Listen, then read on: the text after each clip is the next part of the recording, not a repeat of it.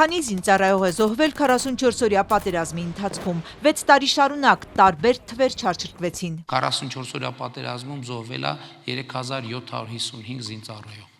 Սա պաշտոնական արձանագրված թիվ է։ Սա նախընտրական մեծ բանավեճի ժամանակ էր Փաշինյանն այստեղ ի պատասխան ընդդիմադիրների մեղադրանքի, թե ինքը 5000 մարդու մահվան պատճառ է, թվեր հնչեցրեց։ Միայն 44-օրյայում զոհված զինծառայողների 3755 թիվը պիտի որ համընկնի զինծառայողների ապահովագրության հիմնադրամից զինապահից հատուցում ստացածների թվին։ Ուրեմն 44-օրյա պատերազմ երբ ասում ենք, նկատի ունենք սեպտեմբերի 27-ից մինչև նոյեմբերի 10-ը ընկած ժամանակահատվածում 3576 զոհվածներ։ Տարբերությունը 179-ն է։ Արդյոք այսքան զոհերի ընտանիքներ հատուցում չեն ստացել։ Զինապահի գործադիր տնօրենը բացառում է, եթե նույնիսկ որոշ ընտանիքների դեպքում փաստաթղթային խնդիրներ են եղել, իրենք աջակցել են, որ հարցն արագ լուծվի ու զոհ ունեցող ընտանիքը չզրկվի աջակցությունից։ Մենք գործ ունենք մի խավի հետ, որը ամենախոցելին է համարվում, նման դեպքեր չկան։ Կարինե Սարգսյանը ենթադրում է, գուցե վարչապետի ու նաև քննչական կոմիտեի հրապարակած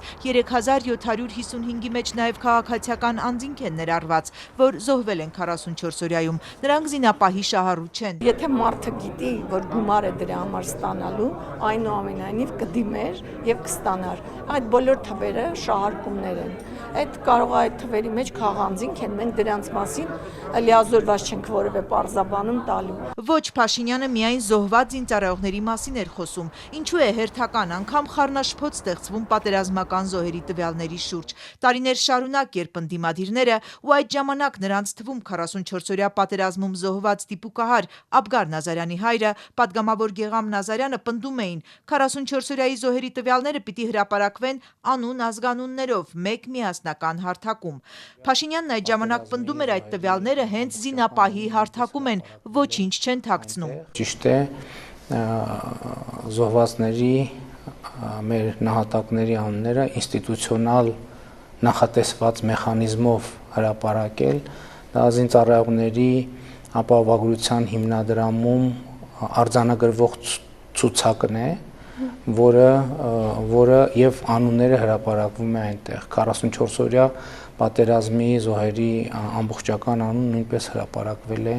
այնտեղ։ Ընդդիմադիր Հայաստան դաշինքից հեռացած Գեգամ Նազարյանը խորհրդարանական ընտրությունների քարոզարշավի ժամանակ պնդում էր, ընդդիմադիր ուժերից մեկը խոստանում է ընտրություններում հաղթելու դեպքում հրապարակել զոհերի անունները, մոռանալով, որ դրանք արդեն հրապարակված են։ Այնտեղ չի կարող լինել ոչ ավելացված, ոչ պակասացված անուն։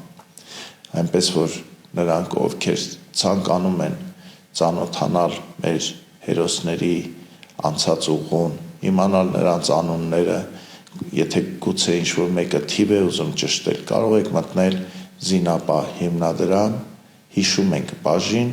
եւ հանգիստ ծանոթանալ մեր հերոսներին։ Նազարյանն ընդդիմադիրներին հորդորում էր չշահարկել զոհերին։ Զինապահի պաշտոնական կայքում հատուցվողներից առանձին հիշում ենք խորագրի ներքո լուսանկարներով ու կարճ տեղեկատվությամբ ներկայացված են 44-օրյայի զոհերը։ Սա Նազարյանի առաջարկով է ստեղծվել, բայց ամբողջական բոլորին ներառող ցանկ չէ սա, ինչպես պատգամավորն է պնդում։ Միայն այն, որ այստեղ ներառված չեն օրինակ մանկատան սաները, որ զոհվել են պատերազմում, բայց ընտանիքներ չունեն, որոնց կարող էր հատուցել հիմնադրամը, արդեն իսկ վկայում է ամբողջական չի այս ցանկը։ Այժմ էլ վարչապետի հրապարակած թվի ու զինապահի հատուցածների թվի տարբերությունը 179 զոհ։ Գեգամ Նազարյանին հարցրինք, դեռ ամբողջական է համարում այս հարթակը։ Ես կփորձեմ